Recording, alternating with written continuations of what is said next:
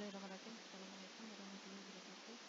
Hari ini kita pertemuan pertama mata kuliah pajak penghasilan pajak pertambahan nilai.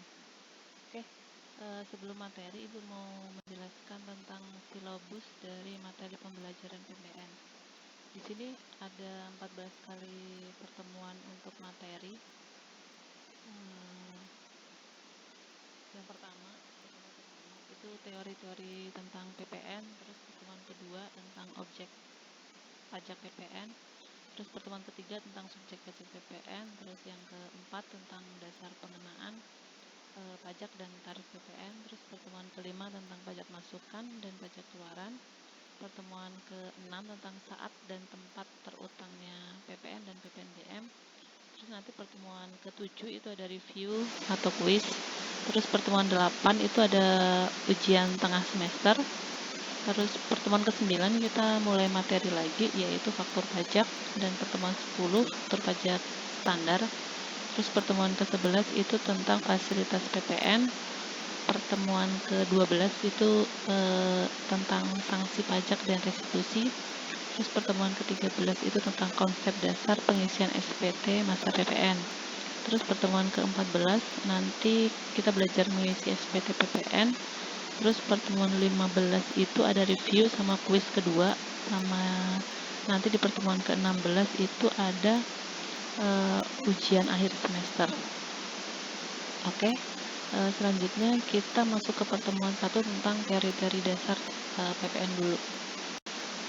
Oke, di slide pertama tentang teori-teori dasar PPN, di sini disebutkan untuk dasar hukum PPN itu ada beberapa kali perubahan. Yang pertama kali adalah tahun 1983, dan yang terakhir undang-undang PPN terakhir adalah tahun 2009, yaitu undang-undang nomor 42 tahun 2009.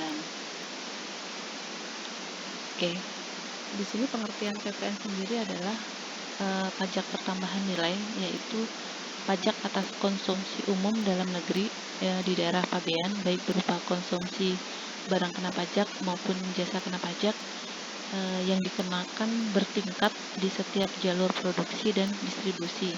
Jadi kalau PPN itu pengenaan pajaknya itu di setiap jalur produksi, contohnya dari induk perusahaan dijual ke distributor itu kena PPN, dari distributor ke agen kena PPN juga, dari agen ke konsumen akhir itu juga dikenakan PPN juga. Makanya kenapa disebut pajak pertambahan nilai yang dikenakan di setiap jalur produksi dan distribusi.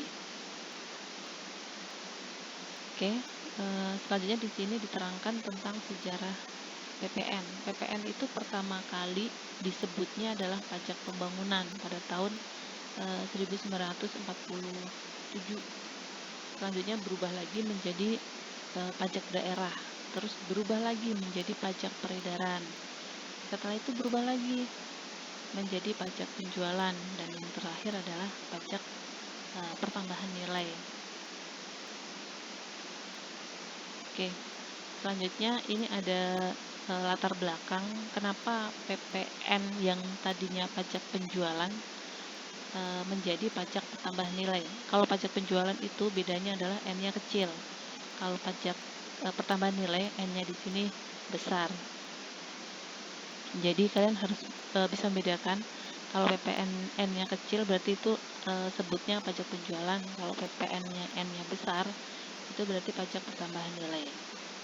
Oke, latar belakang untuk penggantian kenapa pajak penjualan menjadi PPN yang pertama adalah untuk meningkatkan kepastian hukum dan keadilan bagi pengenaan PPN.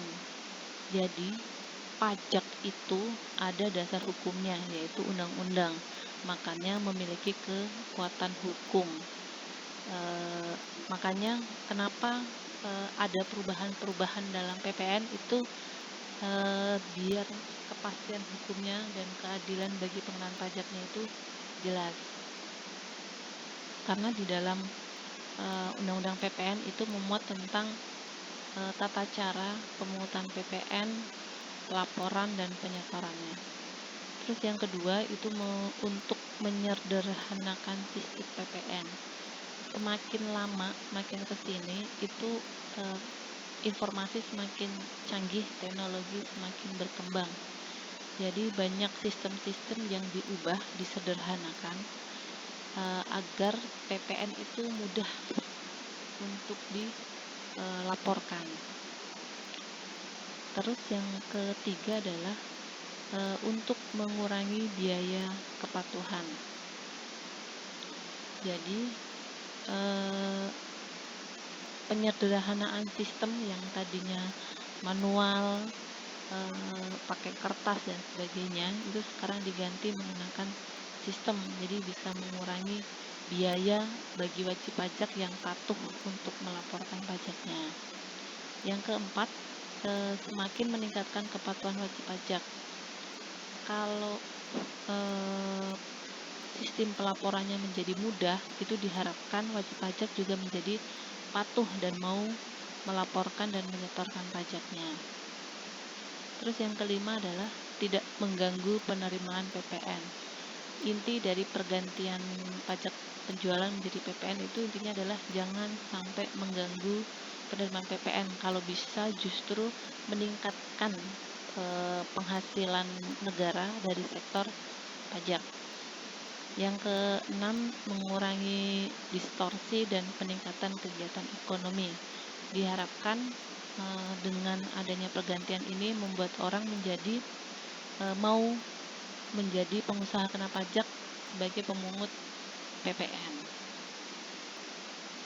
Oke, selanjutnya di sini ada beberapa karakteristik PPN. Karakteristik PPN yang pertama adalah PPN itu merupakan pajak objektif. Jadi yang dikenakan pajak adalah objeknya. Objek di sini adalah pajak barang kena pajak dan jasa kena pajak. Jadi yang dikenakan tuh bukan subjeknya, bukan orangnya, tapi objeknya.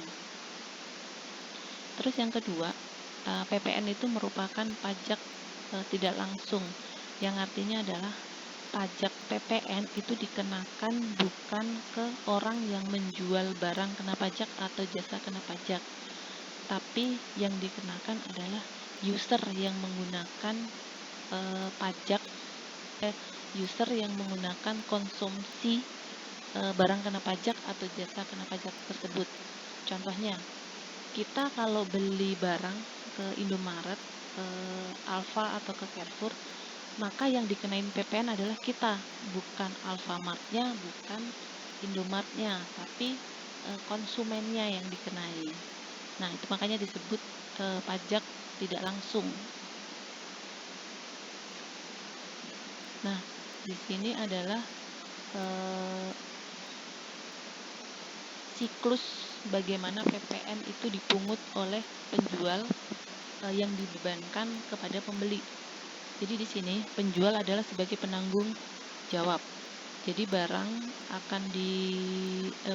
dijual ke pembeli, terus pembeli akan membayar seharga barang beserta PPN-nya. Kemudian PPN tersebut akan dikumpulkan oleh si penjual dan akan dibayarkan ke kas negara. Jadi yang membayar PPN itu sebenarnya adalah si pembeli, tapi yang menyetorkan ke kas negara adalah si penjual. Oke, selanjutnya yang ketiga adalah PPN itu merupakan multi-step tax. Jadi pajak yang bertingkat karena PPN itu dikenakan di setiap jalur produksi dan distribusi. Di sini ada contoh, PT X adalah perusahaan yang memproduksi barang kena pajak, di mana barang kena pajak tersebut dipasarkan melalui saluran distribusi tidak langsung. Saluran distribusi tidak langsung itu berarti ada beberapa tahap distribusi. Contohnya ke distributor, ke agen, ke supplier dan sebagainya. Oke, di sini untuk rantai produksi yang pertama itu PT X sebagai produsen pabrikan sebagai pabrikan. Terus ada agen, terus ada pengecer atau retail, dan yang terakhir ada konsumen.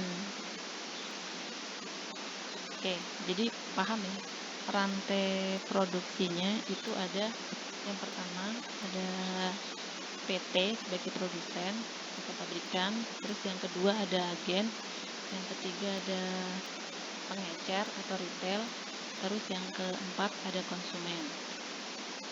Oke, untuk memproduksi produk X dibutuhkan biaya total sebesar 10 juta. Kemudian si PT X ini memarkup atau mengambil keuntungan sebesar 5 juta. Berarti modal dan keuntungannya itu sebesar 15 juta. Kemudian PT X menjual ke agen dengan harga 15 juta. Berarti ke jalur rantai produksi yang kedua itu dijualnya 15 juta. Setelah itu agen menjual produk X tadi ke retail dengan markup sebesar 15%. Berarti 15 juta dikali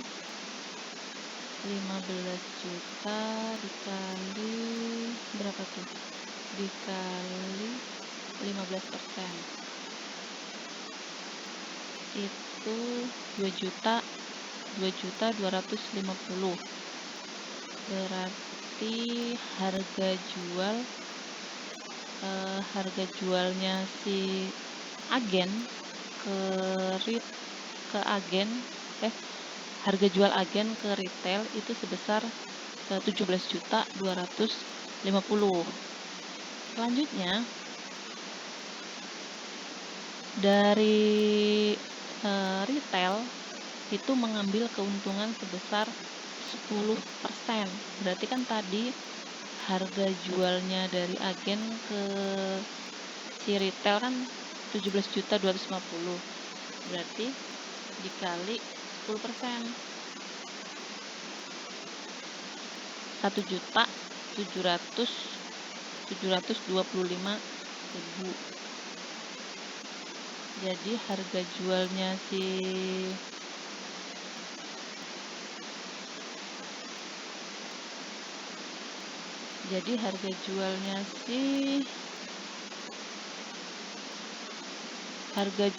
si retail tadi 18.975.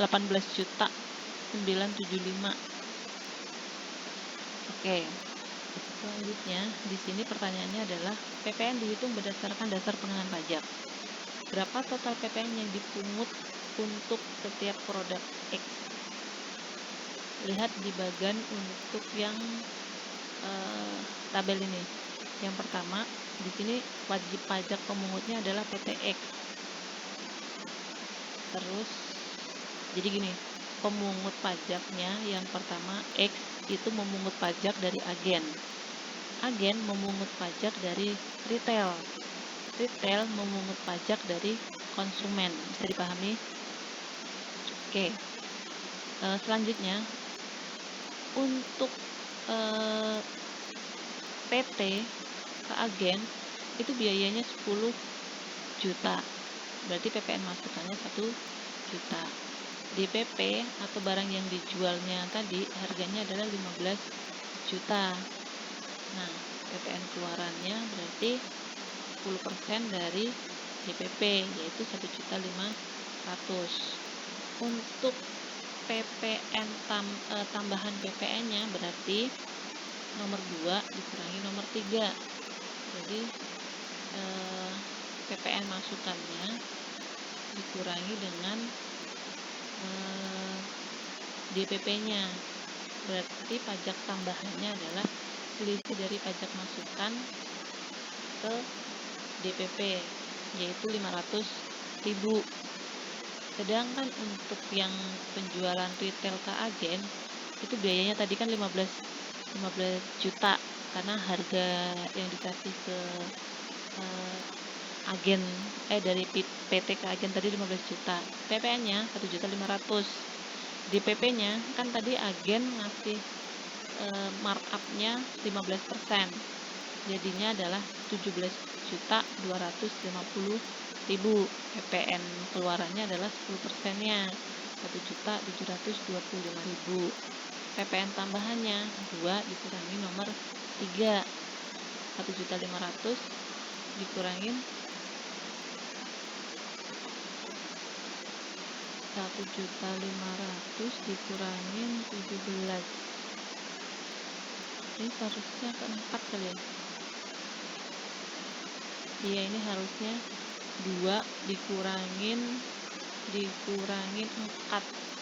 Jadi 1.500.000 dikurangi 1.700.000. Jadi pajak tambahnya 225.000. Sedangkan untuk retail ke konsumen itu biayanya 17.250.000. PPN masukannya 1.725.000. DPP-nya itu sebesar 18.975.000. Ini didapat dari 17.250.000 dikali 10% markup-nya. Karena kan retail mengambil keuntungan atau markup 10% dari harga belinya. Jadi di sini untuk tambahan pajaknya itu nomor 2 dikurangi nomor 4, jadi 172.500. Oke, jadi total tambahan pajak dari rantai distribusi ini sebesar 897.500. Oke, ini rincian yang tadi. Jadi si wajib pajak PT X tadi dia punya biaya 10 juta. Berarti PPN masukannya itu 1 juta. Terus dia ada DPP 15 juta. PPN keluarannya 1.500.000. Nah, tambahan PPN-nya itu 2 dikurangin 4, jadi 500.000. Jadi yang harus dibayarkan oleh si PTX itu 500.000. Selanjutnya si agen kan tadi biayanya 15 juta.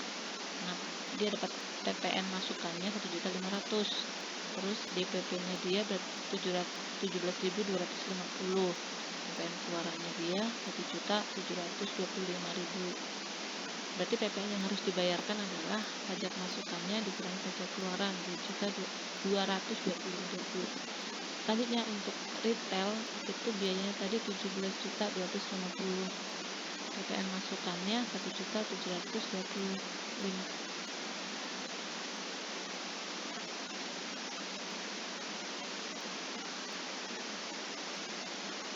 Terus untuk PPN keluarannya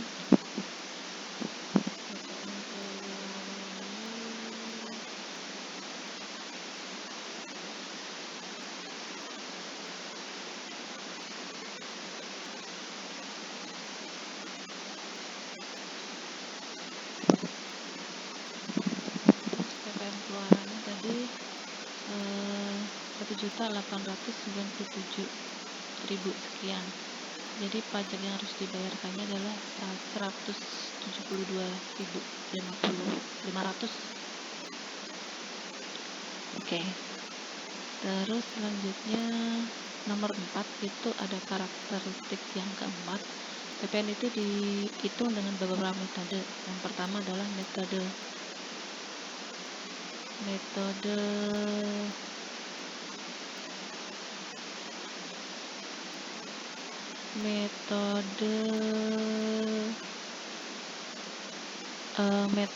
dalam metode ini PPN terutang dihitung dari jumlah seluruh unsur nilai PPN dikalikan tarif PPN tertentu yang berlaku. Oke, di sini PPN-nya itu diambil dari semua biaya-biaya yang dikeluarkan. Ada biaya penyesuaian, biaya bunga, biaya gaji, dan sebagainya. Total biaya-biaya yang dikeluarkan adalah 3.500. Jadi nilai PPN-nya adalah nilai tambahnya itu 3.500. Jadi PPN-nya adalah 10%-nya dari nilai tambah tersebut, yaitu 350. Selanjutnya yang kedua itu adalah subtraction method. Metode di sini adalah PPh terutang itu dihitung dari selisih antara harga penjualan dengan harga pembelian dikalikan tarif PPN. Di sini diketahui untuk harga jualnya itu 7.500. Terus harga belinya itu 4.000. Terus selisihnya berarti kan 3.500. Jadi PPN-nya adalah 10% dari 3.500, jadi 350. Oke, selanjutnya untuk yang ketiga itu credit method. Credit method ini adalah yang berlaku di Indonesia atau yang berlaku saat ini. Dalam metode ini PPN dihitung berdasarkan antara selisih pajak yang dibayar pada saat pembelian dengan pajak yang dipungut pada saat penjualan. Di sini untuk harga belinya tadi kan 4.000, berarti PPN-nya kan 400. Terus harga jualnya kan 7.500, berarti PPN-nya 750. PPN yang wajib disetor oleh si wajib pajak adalah 750 dikurangi 400, yaitu 350. Oke, selanjutnya yang keempat itu ada yang kelima, karakteristik PPN yang di mana PPN itu diterapkan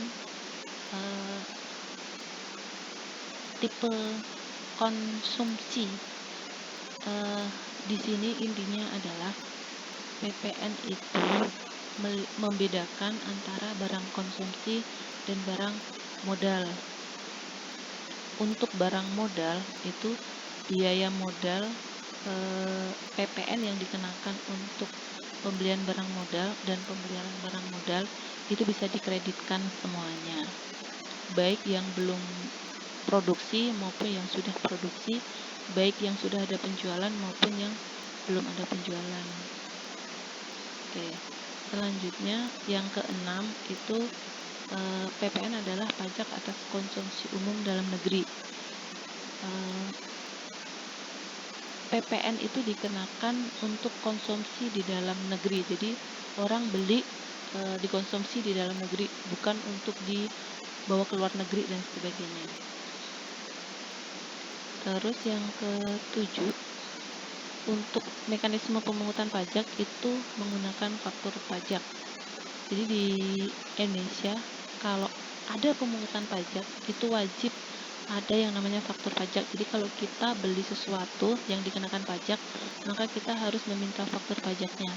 Faktur pajak bisa faktur pajak sederhana kayak slip pembelian kita kalau di Indomaret, Alfa, Carrefour dan sebagainya, itu faktur pajak sederhana. Bisa juga faktur pajak standar seperti kalau kita transaksi dengan pengusaha kena pajak.